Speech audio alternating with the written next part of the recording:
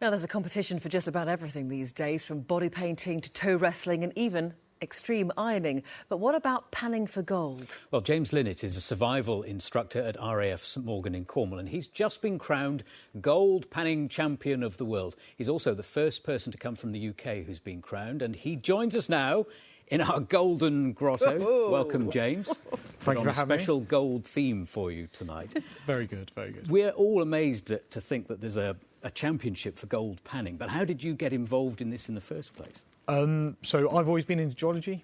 8 years ago, went up to Scotland with Leon, started gold panning there, found my first bit, hooked, just like everyone else.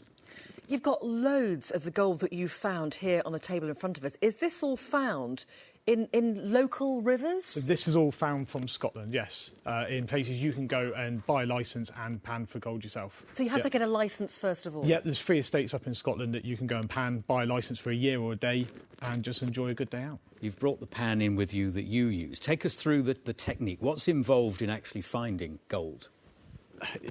Essentially, gold's so heavy, you need to get that to the bottom of your pan. So lots of water, lots of agitation. Your gold will go to the bottom of the pan, and then you sift it out. So you just scoop up the sediment and then start... No, we use a gravel pump. Okay. So you use gravel pumps to pump that into your pan, and that allows you to sift through more material. How many people actually do this? Because you can buy these online, as I found out a little bit earlier on. It's not expensive to buy the pan, so I could just buy one, get a licence and go out and do it. Yeah, you can. I mean, there is quite a few people that do it. There's lots of people on social media. We have, in our association, the British Gold Pan Association, we have about 120, 130 members on our books. We host our own national competition each May as well, at the end of May every year up in One Lock Head. If someone took this up, and what sort of success rate is there? If you go out and pan, if you know what you're doing, what are the chances of finding something? So if you go to a river that has gold in Scotland and you know what you're sort of doing from watching YouTube and that, you will find a bit of gold. And if you go to the river and you find one speck, that's a good day.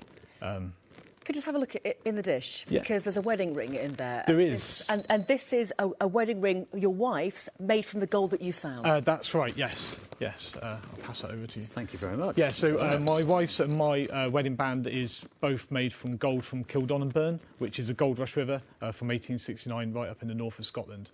Yes. Probably hours of sifting, though, to get that much gold. Yes, it wasn't a days. That was weeks, months, to be honest, going up there and finding it. But I've managed it. You realise, of course, this is going to spark a new gold rush. People are going to think, wow, there's money to be made in all of this. But what are the rules and regulations? I mean, you've obviously got to be mindful of what you're doing before you go. Yeah, so there's lots of information online about rules and regulations.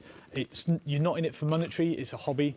If you want to do that, obviously go abroad, buy yourself a mine and go and earn your riches here. In the UK, you can only really be in the river. You're not allowed to dig banks or use dredges like what you see on TV. And obviously with the advent of all the TV programmes that's come along, everyone thinks you can do that here in the UK. It's not like that. Yeah, it's a lot of hard work for a little bit of gold. I'll try not to take any in my nice... I was going to say, I would just check how much you've got there, because there have been a lot of people keeping a beady eye on that here today. Really good to talk to you. Fascinating subject. No, thank you very much for coming in, James. And well done on the World Championship. Thank you. Now it's...